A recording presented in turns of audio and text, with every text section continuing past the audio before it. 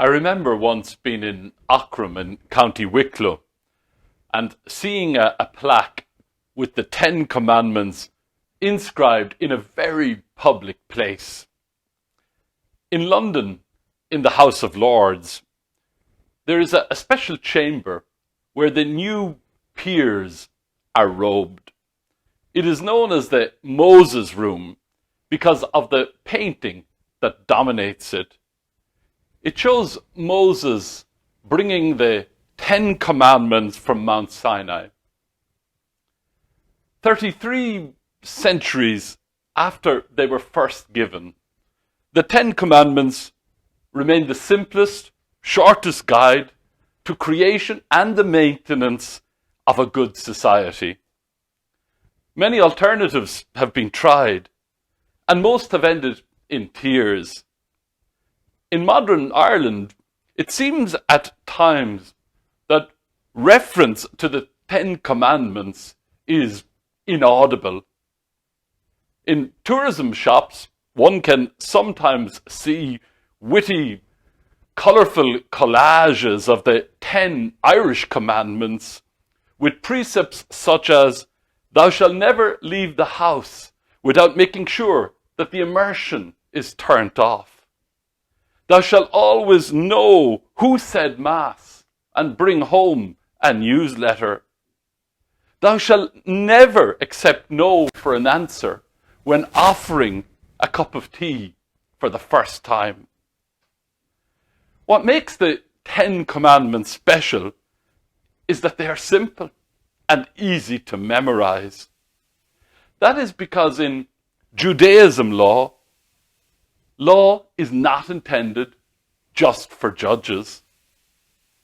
When Moses and the former Egyptian slaves reached Sinai, they had only the most rudimentary sense of common purpose. With nothing but an interpreted harvest festival for a ritual, and with little more than campfire stories for a common heritage, Moses first tried to give social coherence to the refugees whose leader he had become by fashioning a code of ethical behavior, the Ten Commandments. These commandments are lofty, original, and morally demanding. They are strikingly lacking in ritual prescriptions. The commandments reveal a fundamental truth and a sophisticated insight about envy. Envy is at the heart of violence.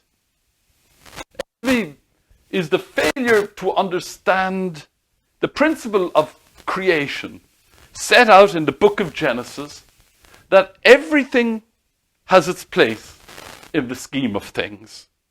Each of us has our own task and our own blessings, and we are each loved and cherished by God. Live by these truths and there is order.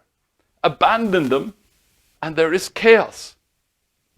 Nothing is more pointless and destructive than to let someone else's happiness diminish your own, which is what envy is and does. The two commandments highlighted most are the first and the last. For the most part, the intervening commandments address the social and religious repercussions of failing to obey the first and last commandment. Human beings are rivals. We desire the same thing. Without it, humanity would not exist. But the humanity that does exist has soaked the earth with blood. But we haven't a prayer of eliminating the worst of these desires unless we find a truly transcendent focus for our deepest imitative urges, our deepest desires. Without a prayer, we haven't a prayer. That's why the first commandment must be taken into consideration in trying to come to grips with the last one. It's also why it is the first. Consumer societies are built on the creation and intensification of envy, which is why they lead people to having more and enjoying less. Even in the secular age, when we no longer call our idols God, we continue to have stand-in idols in the former place of gods. The Jerusalem temple was the house or the place where Israel's God had promised to put his name, his presence, his glory, the place the one God had promised to defend, the place where heaven and earth meet. John lets us know that it is apparent that Jesus is on a collision course with organized religion and institutionalized worship. What is traditionally called the cleansing of the temple was not a cleansing at all, but a prophetic denunciation of the temple. Jesus' action in temporarily halting the temple sacrifices during Passover was highly provocative and extremely dangerous. Jesus didn't come and say, the temple is finished, thank you and goodbye. He outrageously said, the temple is finished and I will take its place. Paul zealously cheered on the stoning of Stephen just 2 or so years after Jesus overturned the tables in the temple, an action that appalled Paul at the time. Then there was the turnarounds of all turnarounds.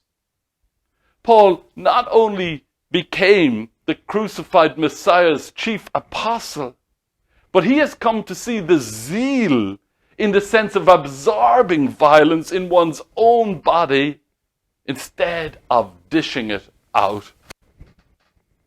Paul's message is transformed, and it becomes heartening as we hear in Corinthians.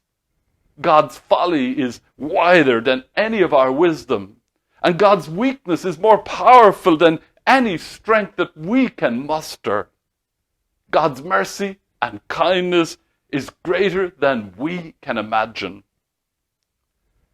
We are halfway through Lent, halfway to Jerusalem, halfway to Passover, and destruction and resurrection draws near.